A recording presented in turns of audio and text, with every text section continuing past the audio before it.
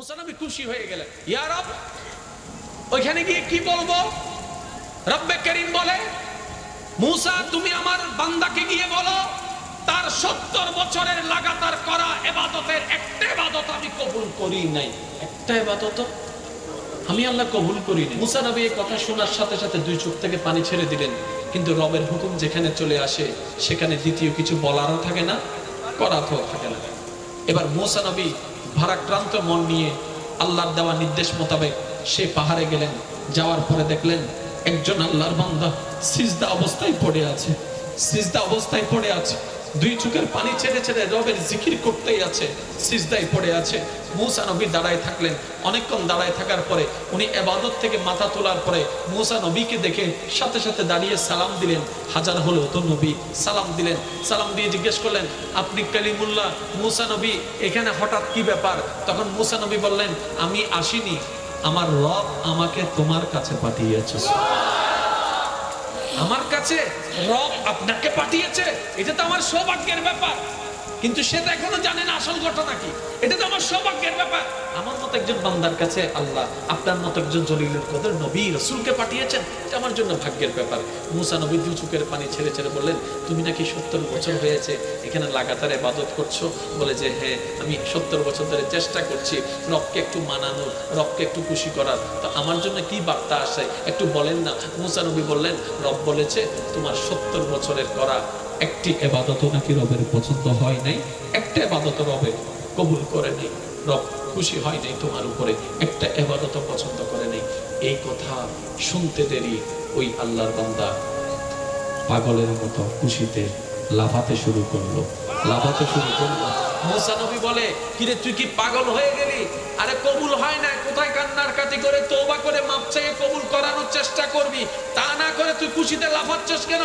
এবার সেই বান্দা বলে, ও মুসা পয়গম্বর, আমি হলাম বান্দা, উনি আমার আল্লাহ, উনি হুকুম দিয়েছেন, আমি করা দরকার করেছি, যদ্দূর পারি আমি করা দরকার করেছি। কবুল করবে কি করবে না সেটা তো আমার দেখার বিষয় নাই, সেটা তো ওনার দেখার বিষয়। করলো আলহামদুলিল্লাহ, না করলো আলহামদুলিল্লাহ, কিন্তু আমি খুশিতে লাফাচ্ছি কেন জানেন? একগুলা বান্দার ভিতরে কারো কাছে তো আপনাকে পাঠাই নাই, আমার কাছে পাঠিয়েছে, তার মানে আমার রবের রহমতের নজর আমার কাছে আছে, আমার দিকে আছে। এর চেয়ে বড় পাওয়া কি হতে পারে? এর চেয়ে বড় পাওয়া কি হতে পারে? রব যে আমার কাছে আপনাকে পাঠিয়েছেন, তার মানে আমার ইবাদত উনি কবুল না করলেও দেখেছেন তো, আমার চেহারার দিকে ওনার নজর পড়েছে তো। একজন বান্দার জন্য এর চাইতে বড় পাওয়া কিছু হতে পারে না। এই পাগলের পাগলামি কথা বলতে না বলতে আল্লাহ তাআলা সাথে সাথে মুসা নবীকে ওহী করলেন, মুসা তোমার উম্মতরে জানাই দাও তারা এই পাগলামিটা আমার পছন্দ হয়েছে, সারা জীবনের ইবাদত কবুল করে নিয়েছে। সুবহানাল্লাহ। সেজন্য বলি লা তাকনাতু মির রাহমাতিল্লাহ। রব বলেছেন, রব বলেছেন লা তাহজান, টেনশন করিও না, লা তাহাফ, ভয় করিও না। ও আমার বান্দা, ঈমান এবং আমল দুইটা দামি জিনিস। কোন রকম ঈমানটা নিয়ে আয়, আমলটা নিয়ে আয়। যদি আমলে কমতিও থাকে আমি রহমান তোকে মাফ করে জান্নাতের ব্যবস্থা করে দিব। লা তাকনাতু মির রাহমাতিল্লাহ, আমার রহমত থেকে নিরাশ হইস না। আরে দুনিয়ার সামান্য একজন বড় ভাই থাকলে তোদের বুক চড়া হয়ে যায়, একটা নেতা তোর পাশে থাকলে তোর পাটার জমিনে পড়ে না। আরে আমি রব তোর সাথে আছি, ওয়া হুয়া মাকুম আইনামা কুনতুম ইন্নাল্লাহা মা'না। বান্দারে যাই কর আমার প্রেমে করিস, যাই কর আমাকে ভালোবেসে করিস, যাই কর আমাকে খুশি করার জন্য করিস। তুই 2টা টাকা দে আমার রাস্তায় কোনো গরিবকে, কিন্তু আমার জন্য দিস। তুই দুই মানজা বিল হাসানাতে ফালাহু আশরু আমসালিহা, তুই আমার নামে 2 দিবি, আমি সর্বনিম্ন তোকে সেটাকে 10 গুণ করে দিব, আর সর্বোচ্চ কত দিব সেটা তুই কল্পনাও করতে পারবি না, বিগাইরে হিসাব। সুবহানাল্লাহ। বিশ্বাস করেন ভাই,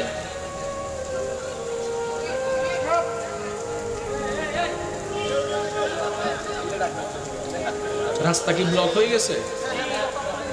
ইয়া আল্লাহ, ইয়া মানছে আনামে বদুয়া দিব কেন হবে? মানছে কষ্ট হবে, আর হবে দেখো ইয়া হবে তো বেগিন মোকাররম বাড়ির দোষ। কষ্ট হচ্ছে আপনাদের? কষ্ট হচ্ছে? 5 হতে আমাদের খবর হয় কি হয় না?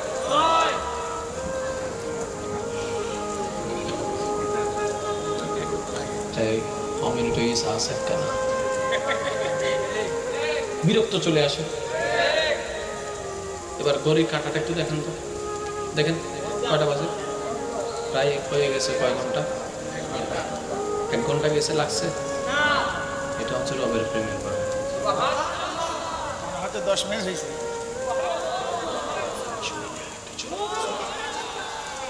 যে মানুষটা একটা কাজে 10 মিনিট কেউ আসতে দেরি করলে মেজাজ গরম হয়ে যায়।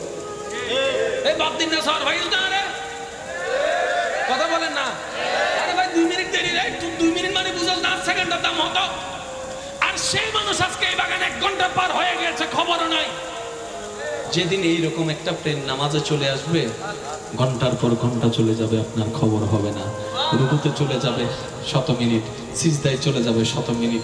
আপনি নামাজের যখন মজা পাওয়া শুরু করবেন, তখন একদিন যদি আপনার নসিবে জুটে, রব হয়তো আপনাকে রহমতের দিদারও করাই দিতে পারে। এগুলো একদিনে হয় না। তবে যে 2-1 জন আমাকে ভালোবাসেন, আমি সবার উদ্দেশ্য বলবো না, কারণ যেই কয়েকজন আমাকে ভালোবাসে তাদের উপর আমার একটা দাবি করার অধিকার আছে। কি বলেন, আছে না? আমার একটা জোর করে এই ভাই এই জিনিসটা করিস বলার অধিকার আমার। এটা ভালোবাসার কারণে হয়, ঠিক না? ঠিক। যে কয়েকজন আমাকে ভালোবাসেন, আমি আপনাদের কাছে একটা আমার জীবনের অভিজ্ঞতা থেকে একটা অনুরোধ বলবো, যদি কামিয়াবি হতে চান দুনিয়া এবং পরকালে, এই জবানটাকে বন্ধ করে ফেলেন। একদম চুপ। প্রয়োজনের বাইরে একটা শব্দ বলবেন না। তো সেটা তো বলা সহজ, আপনারা বলবেন বলা সহজ করা কঠিন। না ভাই, যে কোনো জিনিসই কঠিন, কিন্তু অসম্ভব নয়। আচ্ছা, অসম্ভবের ইংরেজি কি? ইম্পসিবল, ঠিক না? এই ইম্পসিবলকে একটু সন্ধি বিচ্ছেদ করেন। I am possible. ইম্পসিবলের ভিতরেই লুকাইয়া তো আছে আই এম পসিবল। আর আপনার আমার করা কদ্দুর নিয়ে যেতে পারে। যেদিন আপনার আমার করাটা রবের পছন্দ হয়ে যাবে, সেদিন তো রবে আগায় নিয়ে যাবে। সুবহানাল্লাহ।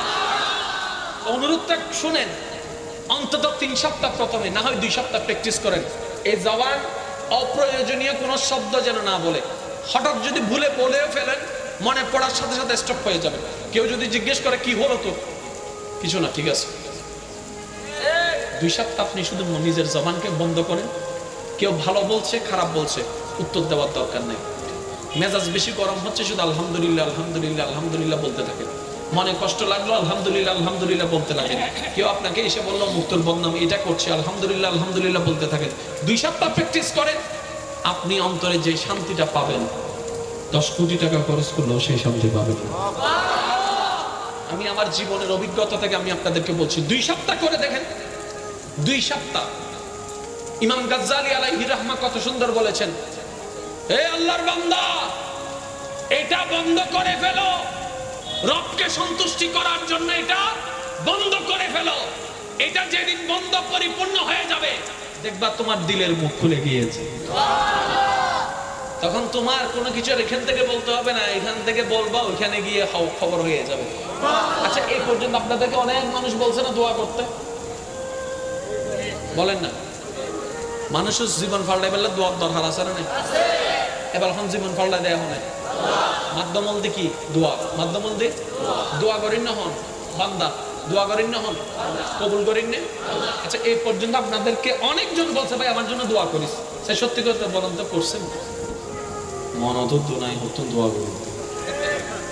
বাস্তব না বাস্তব? অনেকে বলেছেন ভাই আমার জন্য দোয়া করিস। আচ্ছা আচ্ছা ঠিক আছে ভাই, তুই আমার জন্য দোয়া করিস, হাওনে ঘরের হাত দোয়া গিয়ে। শুনেন, দোয়া এখান থেকে হয় না, দোয়া এখান থেকে আসতে হয়। সুবহানাল্লাহ বলেন। মনে রাখবেন একটা কথা, আমি আপনাদেরকে একটা কথা বলি। আচ্ছা, মাঝে মধ্যে আপনাদের হয় কিনা দেখেন তো, রাস্তায় যাওয়ার সময় এই একটুর জন্য গাড়িতে বাড়ি খান নাই, হয় এরকম? বলেন না, একটুর জন্য বাইচে গেছেন, হয় না? একটুর জন্য আবার বাঁচে কেমনে? এটা তো অসম্ভব কথা। এবার বলেন বাঁচাইলো কে? কেন বাঁচাইলো? শুনেন, আজকে থেকে 3 মাস আগে, 4 মাস আগে, কিংবা কোন একটা সময় আপনি রাস্তা দিয়ে যাচ্ছেন কিংবা দোকানে বসে আছেন, হঠাৎ কোন একজন অসহায় গরিব, যেটা সত্যিকার অভাবী, সবাই তার বাটপার হয় না আমার মতো, কিছু তো সত্যিকার অভাবীও, সত্যি তার ছেলে খাবার পাচ্ছে না।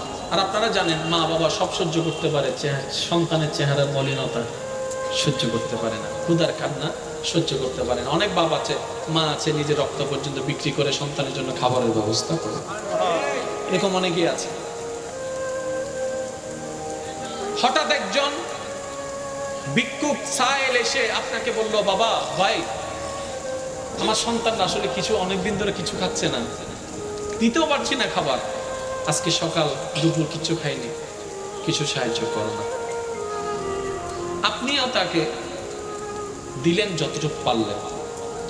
এবার সেই মানুষটা আপনার আগে আর 100 জনের কাছে গেছে কিন্তু পায়নি, এবার আপনার থেকে যদি পায় তার মনটা কেমন খুশি হবে? কারণ সে সত্যিকার অভাবে ছিল। এবার সে সত্যিকার অভাবে ছিল, দেখেন আল্লাহ আপনাকে কিভাবে নিয়ামত দিচ্ছে। সে সত্যিকার অভাবীও ছিল, আপনিও দিয়েছেন মন নরম করে। এদিকে সে পাওয়ার সাথে সাথে তার সন্তানকে খাবার দিবে, সে চিন্তায় মনটা খুশি হয়ে গিয়েছে। সুবহানাল্লাহ। এদিকে বাংলার জমিনের দাঁড়িয়ে বান্দার মনটা খুশি, ওদিকে রব খুশি। এবার রব বলে, এ তার তকদির অমুক দিন একটা অ্যাক্সিডেন্ট লেখা আছে। ফেরেশতা বলে যে রব্বে করিম, হ্যাঁ। বলে যে অ্যাক্সিডেন্টটাকে কাইটা এটা করে দাও একটুর জন্য। ইয়া রব্বে করিম, মামলা কি? বলে যে সে আমার বান্দার মুখে হাসি ফুটিয়েছে, আমিও তার মুখে হাসি ফুটাবো। যে আমার বান্দার ইজ্জত রক্ষা করে, আমি রব তার ইজ্জত রক্ষা করব। যে আমার বান্দাকে আমার দিকে তাকায়, আমার দিকে দেখে, আমার দিকে তাকিয়ে হাজার রাগ থাকার পরও মাফ করে দেয়, আমি রব তাকে মাফ করে দিব। হাদিস হাদিস রব তার উপরে দয়া করে যে রবের বান্দা সৃষ্টির উপর দয়া করে। এবার রব বলছেন তার সিস্টেমটা ঘুরাই দাও। বাস্তব ফলে কি হতো? আপনার অ্যাক্সিডেন্টটা হলে আপনি সিডাং মেডিকেল যেতেন, সিডাং মেডিকেলে জব দিয়ে দিত, ঢাকা মেডিকেলে যেতেন, ঢাকা মেডিকেল থেকে সিঙ্গাপুরে, সিঙ্গাপুর থেকে আমেরিকায়। আপনার খরচ হতো 1 কোটি টাকা।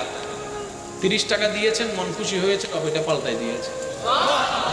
সেজন্য বলে যে দানে কখনো দন কমে না, দানে কখনো দন। এবার আপনারা বলতে পারেন, ভাইজান এখানকার বেশিরভাগ ভিক্ষুক বাটপার, হাত আছে তারপরে বলে যে হাত নাই, কেউ নিজের চোখ অন্ধ করে ফেলে, কেউ নিজের হাত ভেঙে ফেলে, তাহলে আমরা দিব কেন? আমি বলবো ভাই, কে সত্য কে মিথ্যা যাচাই করার আমাদের দরকার নাই। আমাদের কাজ রবের দিকে দেখে করা। সে যদি আমাদের সাথে বাটপারি করে, সে তার রবকে যা বুঝতে পারে সে দিবে, এটা আমাদের দেখার বিষয় নাই। আমাদের পক্ষে যতটুকু করার আমরা আল্লাহর দিকে তাকিয়ে করতে থাকবো। বলেন আর একটু জোরে বলেন।